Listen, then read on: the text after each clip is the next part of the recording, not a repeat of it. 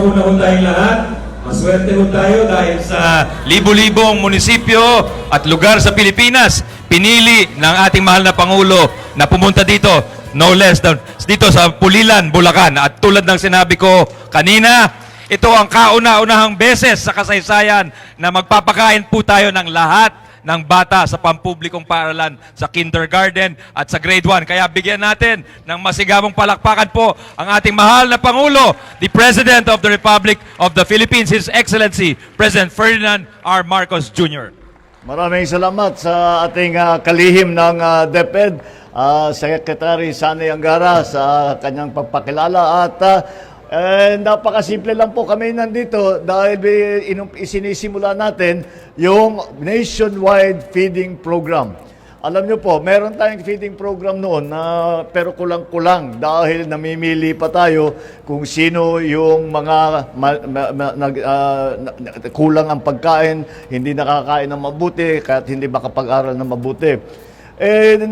Natuklasan naman namin na karamihan naman ay dapat talaga pakainin na lang natin, wag na natin piliin kung sino yung mga dapat bigyan at sino hindi kasama sa feeding program. At dahil ginawa po natin kagaya ng sabi ni Seksani, ito ay mula sa buong kasaysayan ng Pilipinas, hindi pa natin nagagawa ito. Kaya ako'y natutuwa na mabuksan ngayon ng ating nationwide feeding program. Hindi lang po nangyayari ito dito lamang sa Pulilan, kundi sa lahat ng kung makita ninyo may video yung lahat ng pagbukas ng feeding program sa buong Pilipinas.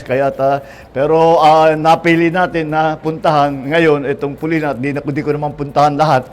Pero ito ay napakalaking bagay para sa akin, dahil alam naman natin na kung minsan ang nagiging dahilan kung bakit hindi makapag-aral na mabuti yung mga kabataan ay kulang sa pagkain. At kaya tinanggal na natin yung problema na yan para tiyak tayo na lahat ng mga pumapasok na nag-aaral ay hindi na kailangan alalahanin ang kanilang kakainin, hindi na alalahanin ang kanilang mga pamilya, ang pamahalaan na ang tutulong at ang pamahalaan na ang magpapakain.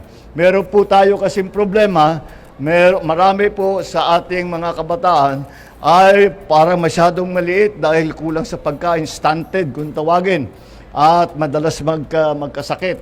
Kaya kasama na rin natin dito ang ating kalihim naman ng Department of Agriculture dahil sila ang humahanap ng supply.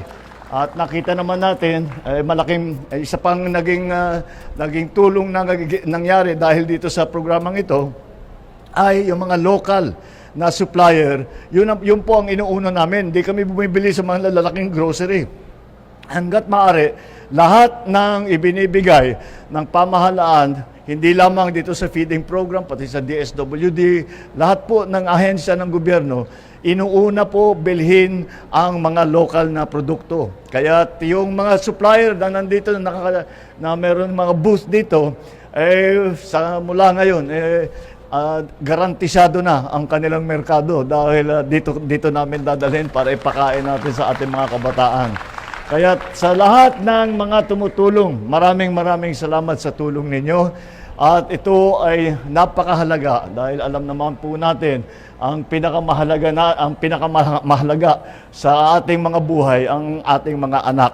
Kaya yan ang inuuna natin na alagaan, na sila ay makakain ng maganda, sila ay maging masustansya ang kanilang kinakain, sila ay ligtas sa sakit, at sila ay makapag-aral na mabuti. At kasama na po yan dahil marami tayong ginagawa para binabago natin ang pag-aaral para tayo naman masasabi natin, hinanda na natin ang ating mga kabataan para sa kanilang kinabukasan at sa kinabukasan ng Pilipinas. Kaya po, maraming salamat po sa tulong ninyo.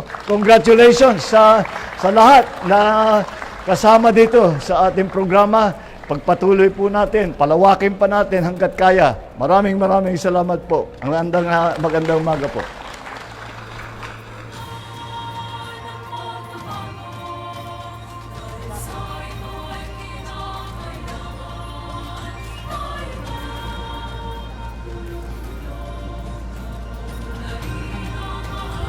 Sa paglulunsad ng 2026 School-Based Feeding Program at Milk Feeding Activity, muling binibigyang diin ng pamahalaan na ang pagtugon sa gutom at malnutrition ay isang mahalagang hakbang tungo sa pagbuo ng mas malusog, mas masigla at mas handa ng mga mag-aaral.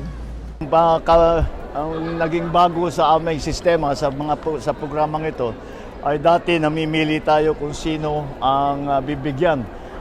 Dahil namimili tayo kung sino yung mga undernourished, sino yung mga kulang ang pagkain sa bahay.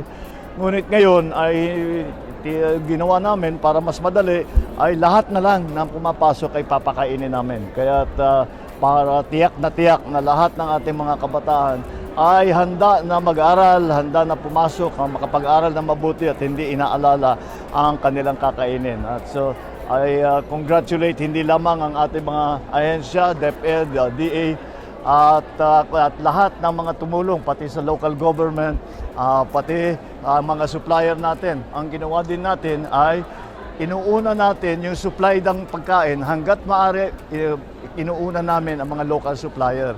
So natutulungan pa natin yung mga maliliit na mga tindahan, yung mga maliit na producer, at tinitiyak naman natin na magandang kanilang produkto, masustansya at gustong kainin ng mga bata. Kaya very nakakatuwa. I'm very happy to see the launching of the National School-Based Feeding Program. So we will see. Habang tumatagal ito, mararamdaman na natin na gumaganda ang ligtas ang ating mga bata sa kanilang sakit at sila ay malakas ang kanilang katawan para makapag-aral sila ng mabuti, makapaglaro sila ng mabuti at kompleto ang maging experience ng ating mga kabataan sa eskwela. Alright. Okay. Recently, nag-announce si Lona Secretary Yeah. tungkol sa wage hike sa national government. Yes. Any study na pwede natin possibly ma-expand din ito sa iba pang region? Hindi, patuloy naman. Ang tripartite wage board, sa regional tripartite wage board, patuloy yan, hindi tumitigil yan. Patuloy na tinitignan at inaaral kung ano ba ang talagang presyuhan doon sa bawat region para malagay yung malagay na tama ang ating wage rate o wage. Kung kailangan ng wage hike, kung magkano. Ang nauna ay na NCR 85 pesos ang naging wage hike natin at ito ay isa na sa buong kasaysayan ng Pilipinas ang pinakamaraming pagtaas ng wages dito lalo na sa Metro Manila ay sa nakaraang 4 na taon nakapag-sobra na tayo sa 200 pesos lahat-lahat. Ang susunod ay sa mga region pero matagal pa yan, mga September, October pa yung mga iba. Kaya pagka natapos na sila sa kanilang pag-aaral, ay lalabas na rin natin yung ating mga naging resulta at kung ano ang rekomendasyon ng ating tripartite wage board sa iba't ibang region para titignan natin na maganda ang magiging matulong natin sa ating mga mamamayan na nagtatrabaho. At yan ang pinaka-importante sa lahat. Alright. Thank you.